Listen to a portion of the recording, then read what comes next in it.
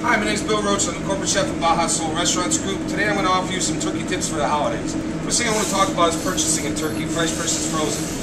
Most chefs would think this is sacrilegious, but I believe a frozen turkey is better in a variety of ways. The first one is that I believe that it's safer because of the processing. It stays frozen from the time it's killed to the time it reaches your local market. A fresh turkey breast can be 5, 6, 7 days old by the time it gets to your market, then another couple days in your refrigerator.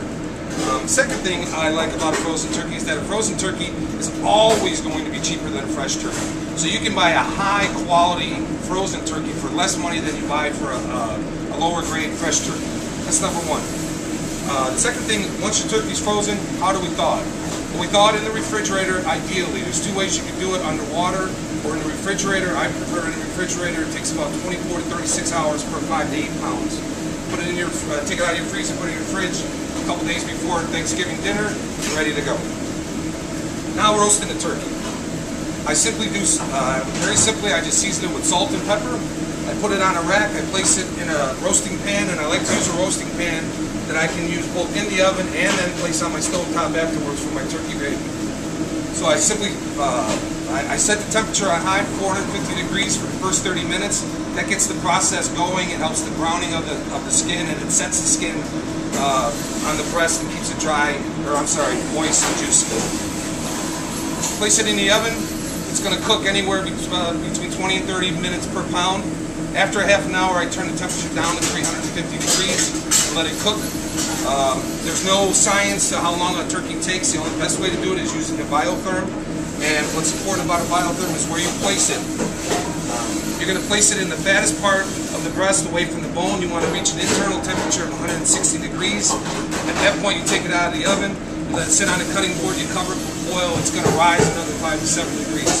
Never use the little pop-up thing as an indicator for doneness, because that's always going to overcook your turkey. They're set at about 180 degrees.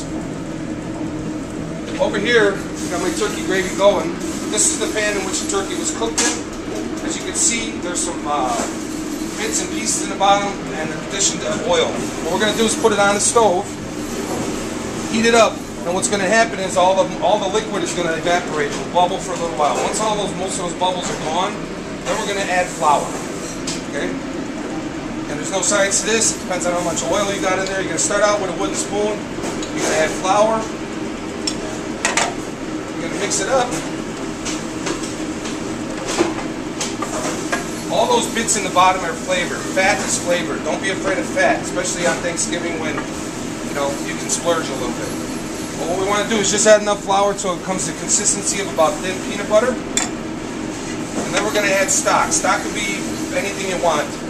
You can buy store-bought stock. You can make your own. I kind of do a combination of both. I buy store-bought chicken broth, and I enhance it with the bones, the neck bones, and the giblets from the turkey, and some vegetables, bay leaves, and black pepper. Cook this for a few minutes, and then we're going to slowly add stock. We're going to change from our wooden spoon to a whisk. We're going to add a little bit at a time. You're going to see that it gets thick really quickly. You want to get it back up to a boil. Whisk it out smooth. Add a little bit more stock.